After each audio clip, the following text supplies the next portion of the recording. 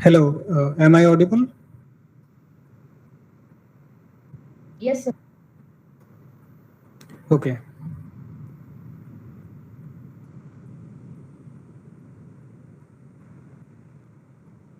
Is my screen visible? Yes, sir. Okay.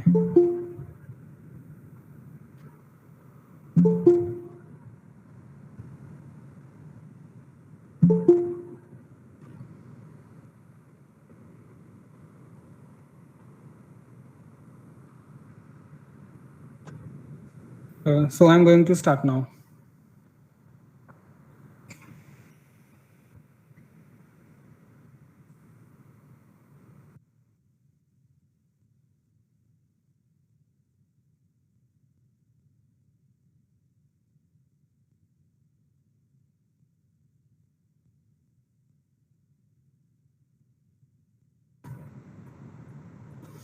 So I'm going to start now. Before starting, I'm going to summarize what I did in last lecture. So the last lecture was fully dedicated to uh, what we called the least square fitting method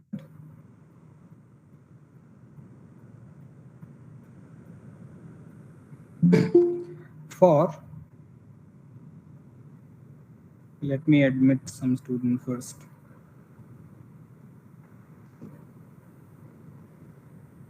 Okay. So what we discussed in last lecture, we discussed least square fitting for linear equations.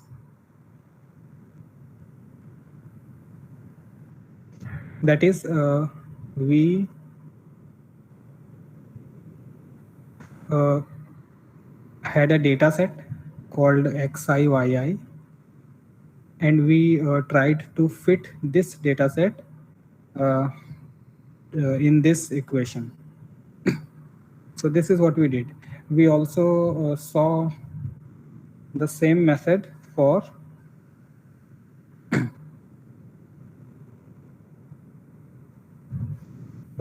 some two variables, which can be generalized into many variables. So, but it was all linear. So today we are going to see some uses of this linear fitting. So suppose we have some non-linear laws.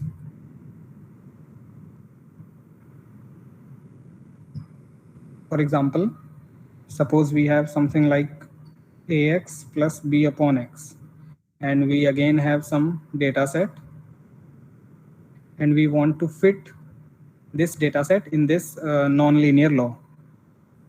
So our procedure says that we have to take S, then we have to take the errors. Let me join some student first.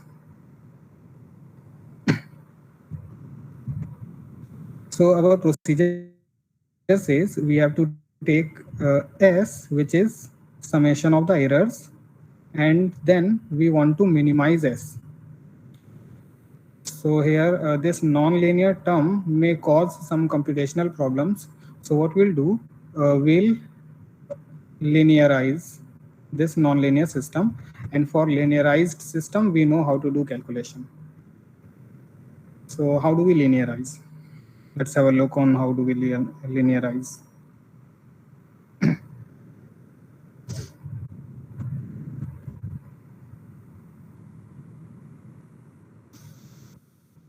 uh, what we had was ax upon x and some data set I belonging to some index. So what we can do, we can write this equation as this, and then we can set xy to be capital Y and x squared to be capital X.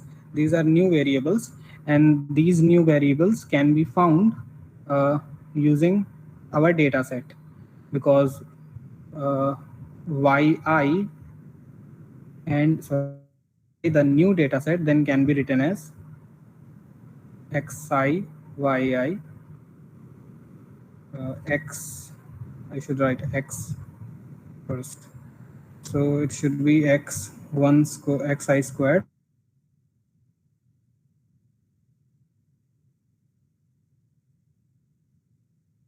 in a new data set, and our equation says ax y equals to x plus b, which is a linearized equation.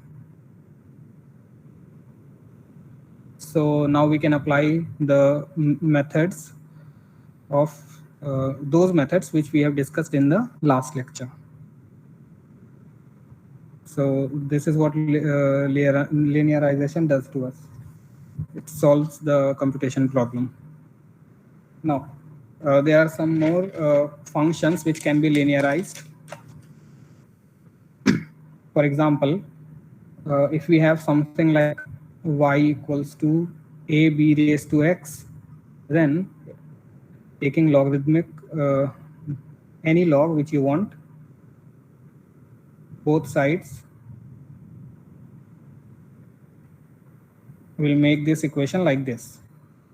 Then we can set this to be a new variable, capital Y, this a constant, this will leave x as x, and this again a constant. So this is again a linearization, and then we can fit using the previous methods. So there are some more linearizations which can easily be done by taking some of these techniques.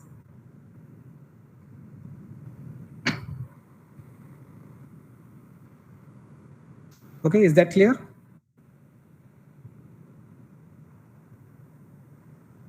Yes, Does sir. anyone have any question? So let me summarize what I did just now. What I did in last lecture, I showed how to fit a data set in linear models or linear equations. Now, what I just did, I took some non-linear models, a non-linear model,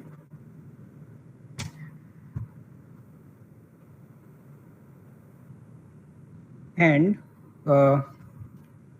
we linearize them and use the principles which we developed in last lecture.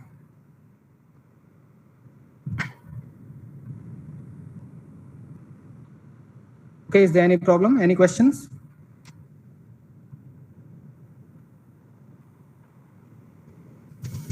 So I'm assuming there are no questions. I'm moving forward. The next thing which we are going to discuss is the curve fitting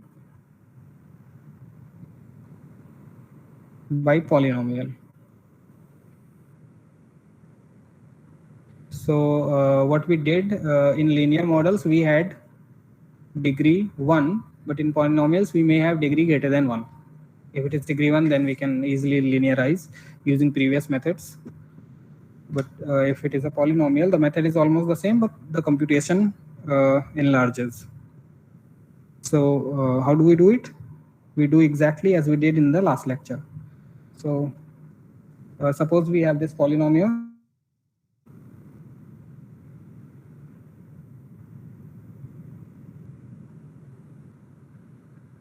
And we want to fit a data set xi yi to this polynomial, and where I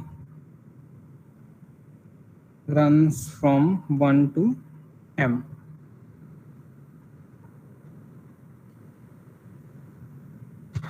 So we have a polynomial of degree n, and the data set has m values. So what did we do in last lecture? We calculated a function s called the error function. The least it is the squares of errors.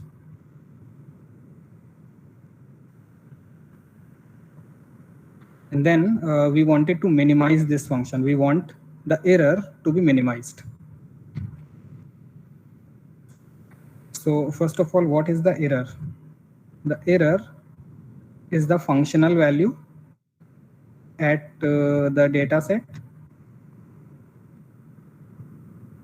xi minus the actual value, means this data set. So basically it turns out to be error ei is equal to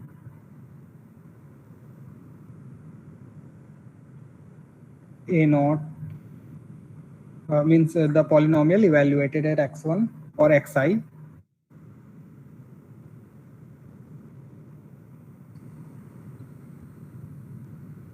minus the actual value. And then this is, we construct S using this. Note that S is a function of a naught, a1 up to an. Let me admit someone. Okay. So is a function of n plus 1 variables. So if we want to minimize it, what we do, we take the first with respect to each variable and set it to be equal to 0. This is exactly as we did in last lecture. So what are these? These are n plus 1 equations. So we have n plus 1 equations, n plus 1 variables. We can solve for AIs, and substituting those AIs in our polynomial, we get the required result.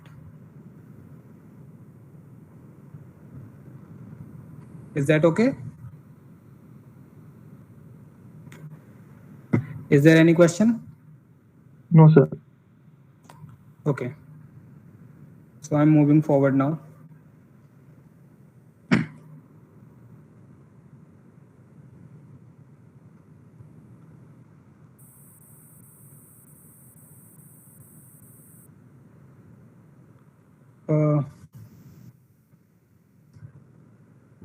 Now we are going to discuss curve fitting by sum of exponents.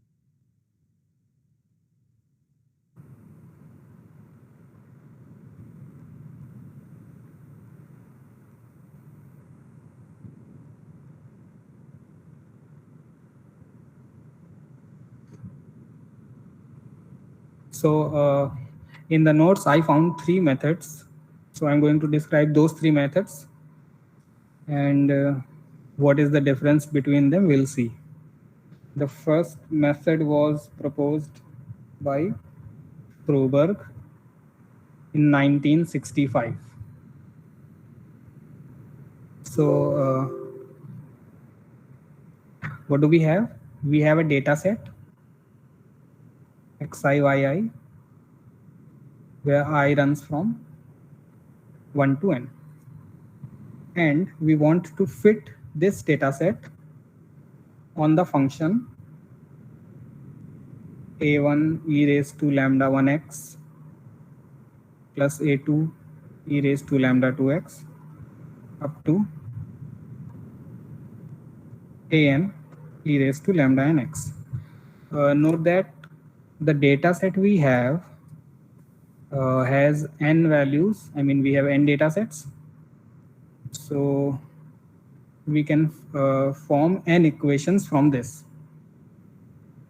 But this function has 2 n variables. I mean, we have to find i's and all the lambda i's.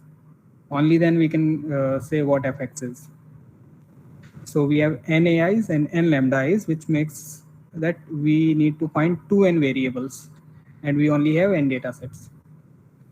So what we are going to do? So we somehow have to construct another equation, actually. So at least we can uniquely determine what a1, a2, and lambda 1, lambda 2, so on. These whatever these are. So the another equation which we need was proposed by Froberg. He noticed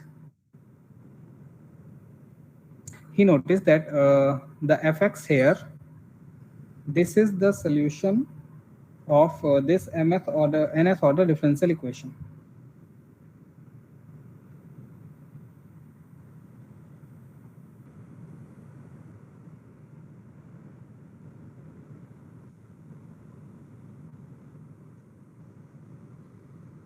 So does someone have any problem with this? Is it okay? Yes, sir. Okay. So suppose we know the equation, suppose we know the differential equation. That means if we know the coefficients, then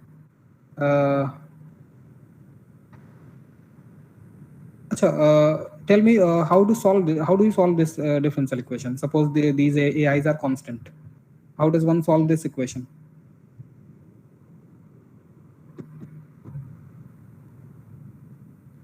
Can anyone tell me how does a linear differential equation? Suppose the order is 2. Make it as simple as possible. We have a linear differential equation with order 2 and the coefficients are constant. How are we going to solve it?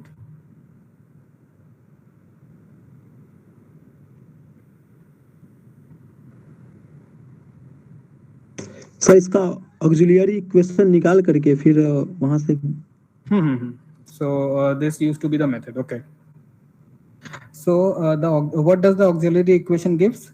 Suppose the which we are taking for auxiliary equation is lambda. So lambda raised to n plus a1 plus lambda raised to n minus 1 and an equals to 0.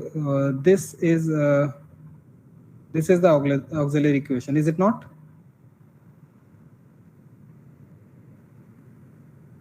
It was the auxiliary equation, no? Yes, sir. Yes, sir. Okay. So what all the roots of this equation? Then these roots sit here when we solve the differential equation, and this used to be the solution. So this was all the Froberg's idea. He said, if you know the differential equation, then you know the lambdas. I mean, you can solve this equation and you can get the lambdas. So to find these lambda, you do not need the data set. I mean, you may need the data set to find these coefficient ans, but all you need is a differential equation. So this is the this is the another equation which we are looking for, which will give the lambda to us, and then we'll use those lambda to find those lambda and the data set to find the AIs. So this was the whole idea. So let me be more concrete and move forward.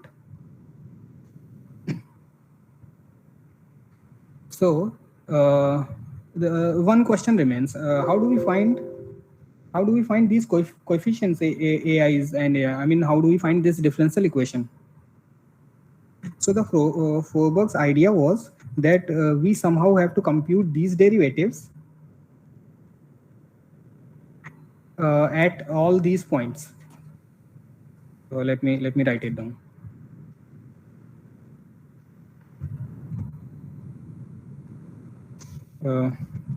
So Froberg wanted to compute that this all these derivatives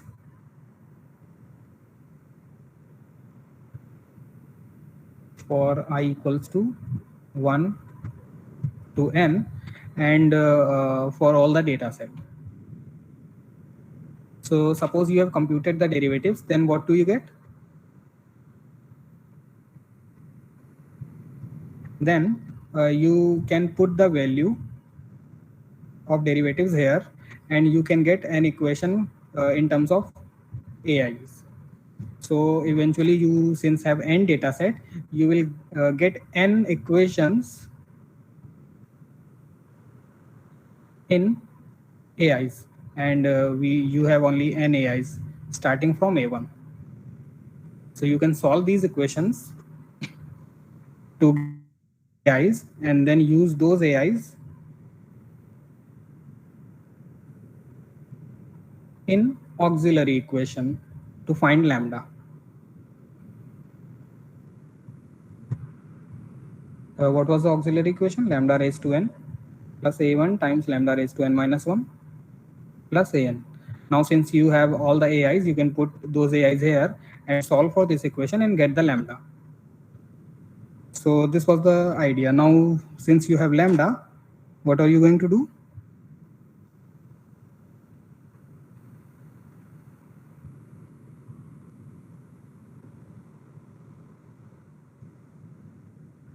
Since you have lambda now, you can look at your function was something like, and you can use the data set. Using this data set, putting here, you can find n equations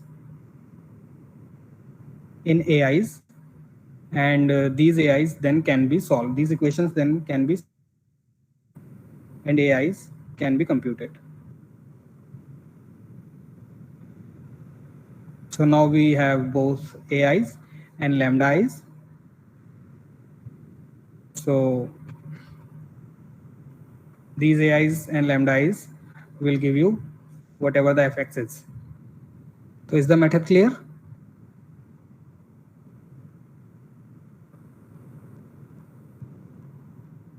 Does anyone have any question?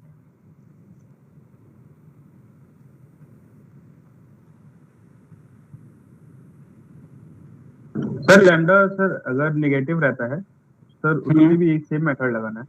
फिर से बोलिए, सुनाई नहीं दिया मुझे। Sir lambda sir जो exponential की power negative रहती है तो उसमें भी सेम मेथड लगाना है। लैम्डा अगर नेगेटिव आता है तो आगे तो उसमें भी एक सेम मेथड। ठीक है, तो आगे बढ़ते हैं। एक्चुअली इस मेथड में एक ड्रॉबैक है। ड्रॉबैक ये है कि जैसे ही let me go to the English again. What was the drawback? The drawback is that when the order of the differential equation increases, whenever the order of the differential equation gets very large, the errors computing the derivatives. Which derivatives? These derivatives which we use to compute AIs, this becomes faulty. I mean, it has more error than we can admit. So the results are not reliable if the order increases. So this was the drawback. Now we have another method. The method by Prony, and he introduced it in 1970s. So he specified some things. This method was shorter, but it was limited. So what was it? Let us see. The problem was again to fit a sum of exponential. Suppose the sum of exponential is e raised to minus lambda 1 x plus this.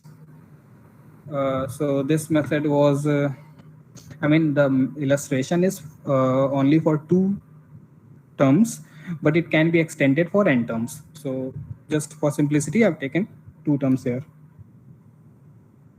And then we have the data set.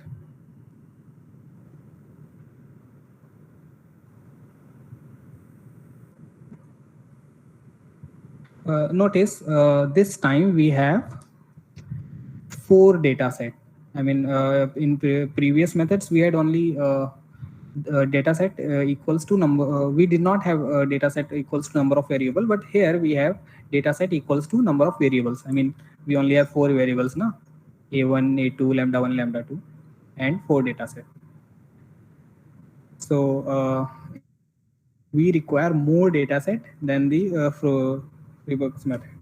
So This is why Freiberg's method was a little faulty, because it used less data set and tried to fit a larger equation, which of course may be faulty. Now, what Prony did, he assumed one more condition on its data set. He said that xi minus xy minus 1 should be always, and he assumed that xi start with the multiple of constants. So this was the assumptions in Prony's method. Now he used all these to compute what fx was. So let us have an idea how he did it. He simply put this in his function, let me call equation 1 in fx. So what happens if I put this?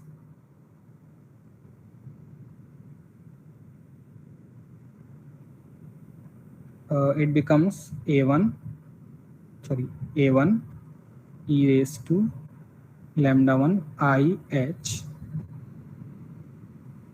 plus a2 e raised to minus lambda 2 I h, which can then be written as,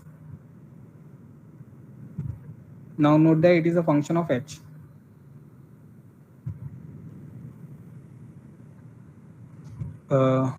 What can we do now?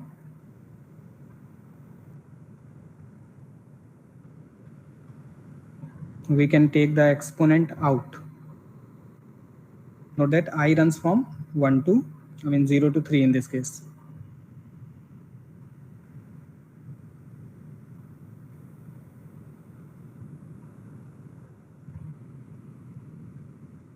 Now he defined two other variables, eta 1 to be this, 2 to be this. So he got a new function let me not write this function as this. Just assume this. It becomes just a second.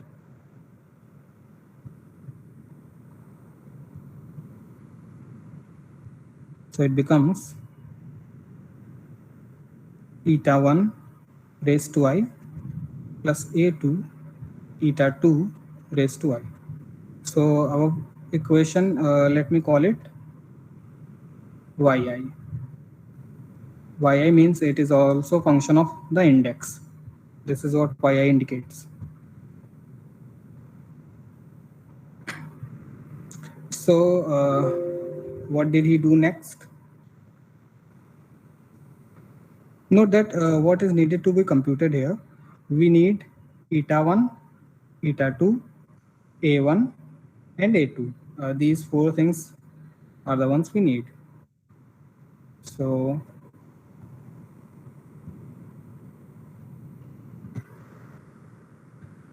since we defined eta 1 as e raised to minus lambda 1 h and lambda 2 h as eta 2. So what are these? These are just whatever these are just the real numbers. So if we have two real numbers, then we can find a polynomial. We can find a 2-degree polynomial when there exists a polynomial such that these two are the roots of those polynomial. Let that polynomial be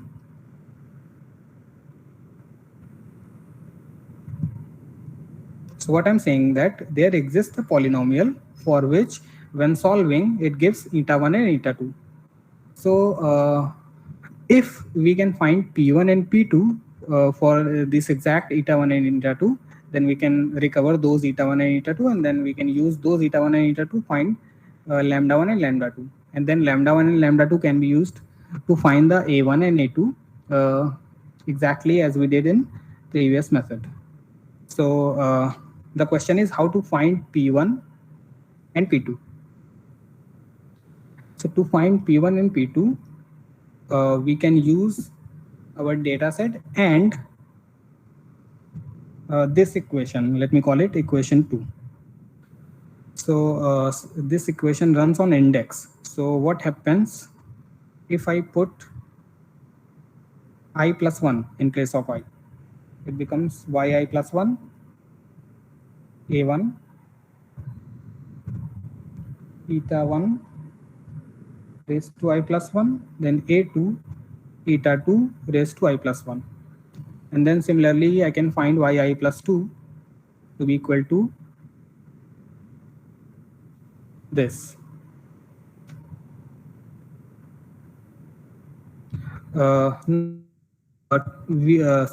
Remember, our goal is to find P1 and P2. So we can compute a polynomial like, let me write it like yi plus P1 times yi plus 1, P2 times yi plus 2. And we will use the value of yi plus 1, yi plus 2, and in the previous page we had yi. So adding all those, what do we get? I'm writing it a little straightforwardly.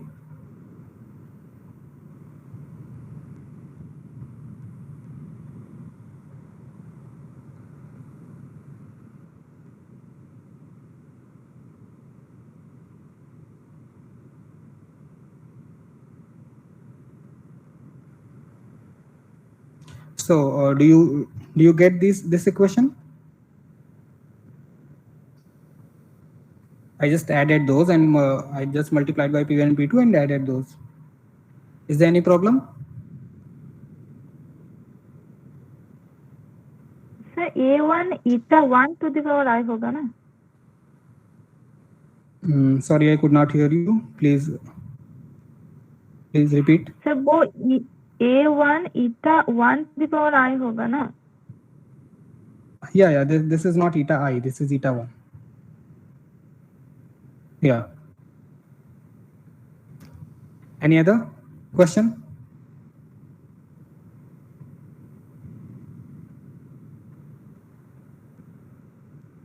Okay. Now, since eta 1 and eta 2 are assumed to be roots of this equation, then they of course satisfy this equation. That means 1 plus P1 times eta 1 times plus P2 times eta 1 squared should be 0. Means this should be 0, and similarly this should be 0. So basically this equation should be 0. So how does this help? So have a look. We wanted to find P1 and P2. So the equation we got looks like this. Yi plus P1 times yi plus 1 plus P2 times yi plus 2 equals to 0. And remember, we had values of yi. So for example, if I put I equals to 0, we can write it like this. And if I put I equals to 1,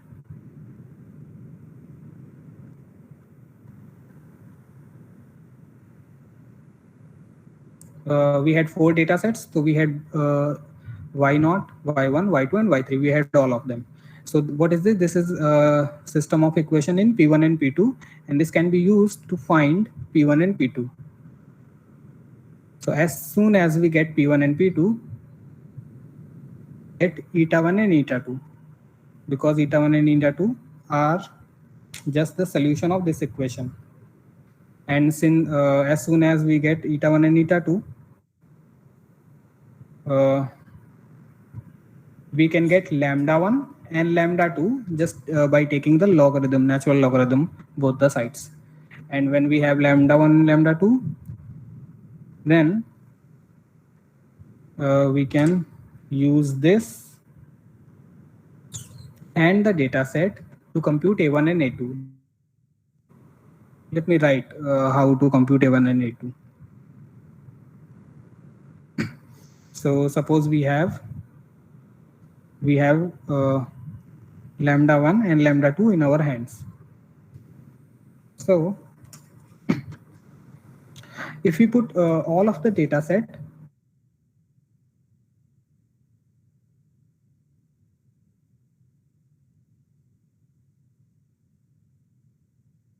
so what we are going to do, we are going to put I equals to 0, 1, 2, 3 on this equation which we came up with.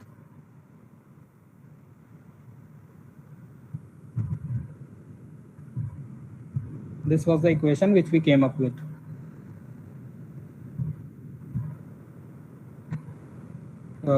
Let me show you where this was. This is where it was, equation 2. Okay.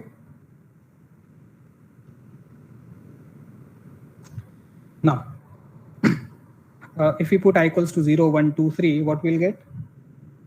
We'll get A1 plus A2 equals to Y0. Then A1 eta 1 plus A2 eta 2 equals to Y1. A1 eta 1 squared, A2 eta 2 squared equals to Y3, sorry, Y2. And A1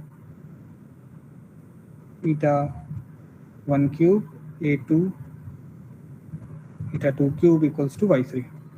So we have two variables, A1 and A2, and 4 equations. Going to solve it?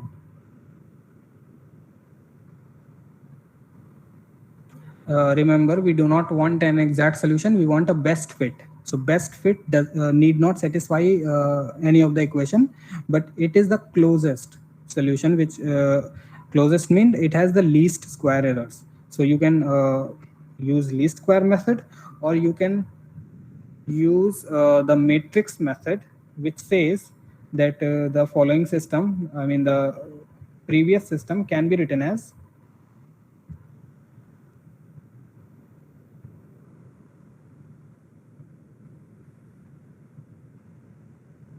this times A1, A2, which are to be determined, and then the data set. So if I consider this matrix as P, this as A, this as B, then we have P A equals to B. And if I multiply by P transpose, it becomes P transpose A equals P transpose P times A equals to P transpose B. And then this can be written as C times A equals to D, and then A can be found like this. So what is the guarantee that A inverse exists? Sorry, C inverse exists? Can anyone tell me why C inverse exists? I mean, why the matrix P transpose P is invertible?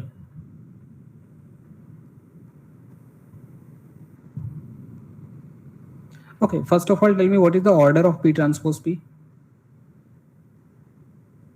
Sir P transpose P positive definite हो जाएगा. Sorry, come again. P trans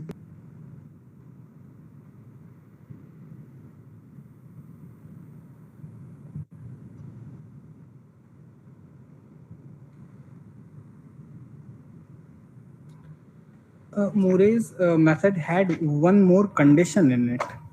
I'll describe it in a moment, but let me integrate it. I mean, actually, we do not want to compute derivatives, so we'll get rid of this and this. So how do we get rid of this? We'll get rid of this by integrating again.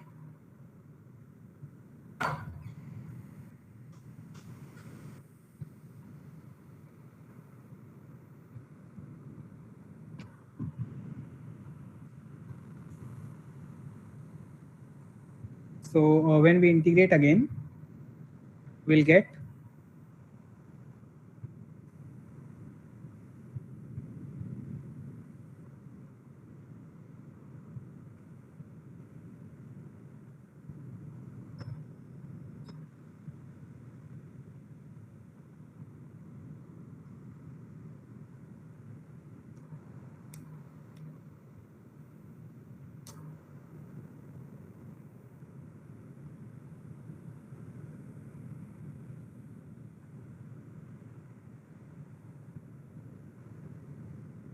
So is there any problem up?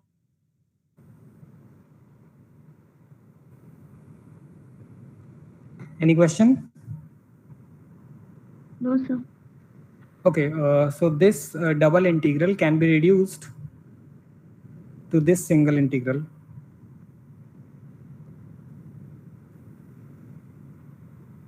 How can it be reduced? You can do the change of order of the integration. If you do the change of order of the integration, you will get that this double integral is equal to this single integral, which is easier to compute in numerical methods, obviously. Now, one more thing remains.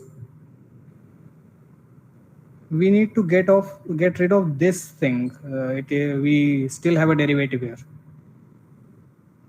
So to get rid of this derivative, Murray suggested one more condition on its dataset, and he said there must exist two dataset x1 and xy, 2 points in the dataset x1 and x2, such that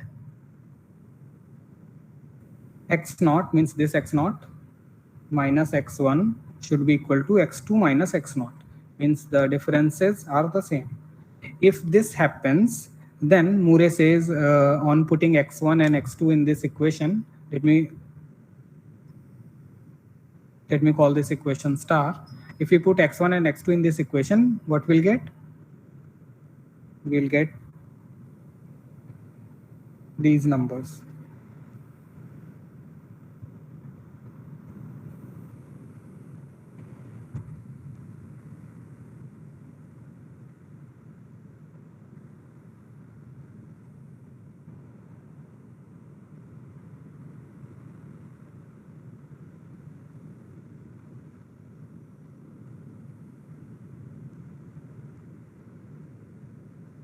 Similarly, we can get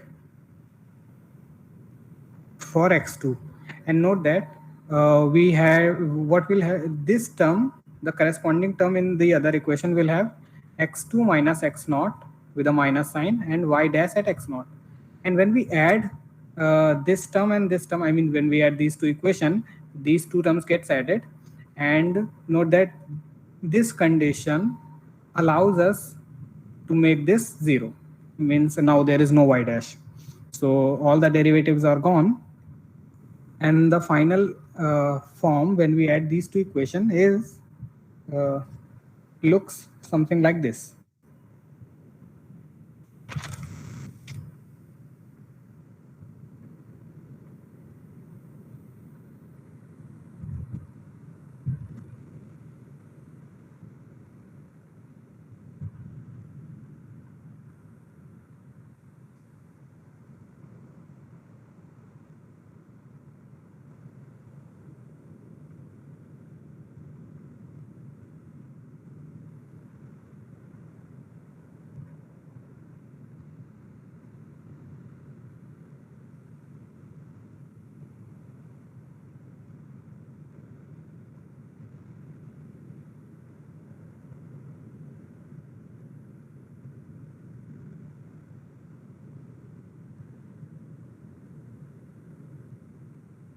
So this is what the final forms looks like.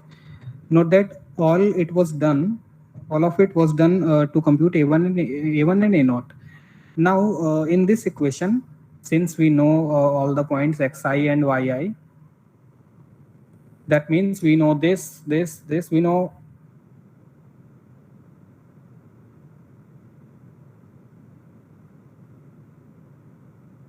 also needs these points. So what we'll have if we have enough points,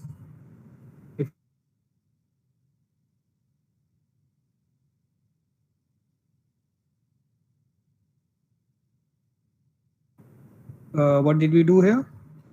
If we compute all the things and put here, we'll get an equation including A1 and A0.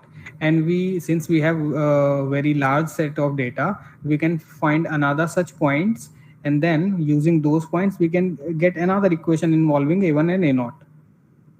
So equation to get a1 and a0, and after we get a1 a0, the rest of the method is same as Froberg's method. So when we get a1 and a0, what remains?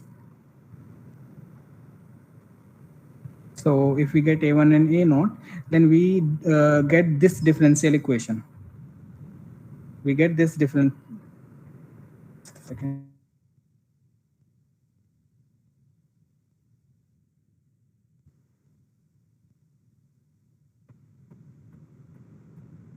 Gives us lambda 1 and lambda 2. And when we have lambda 1 and lambda 2, we can find a1 and a2 using the previous methods. So we have everything. I mean, we have lambda 1, lambda 2, and a1 and a2. Okay, is there any problem?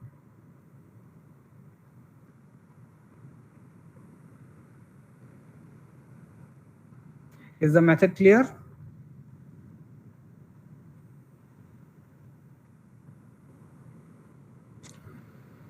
Does anyone have any question? No, sir. Okay. So this was all. I mean, this was all I have prepared to discuss. So if you have any queries, you can ask. Otherwise, I can end the call.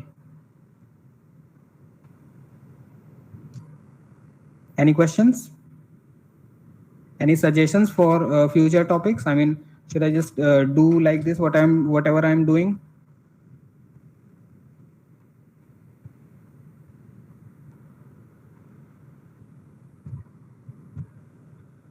Okay, since I'm getting no response, I will thank you for attending the lecture. And I'm going to end the call. Happy Diwali. Thank you, sir. Happy Diwali. Yes, sir. Thank you sir. Sir आप ऐसी पढ़ाई. Sir आप ऐसी पढ़ाई. अच्छा, सही.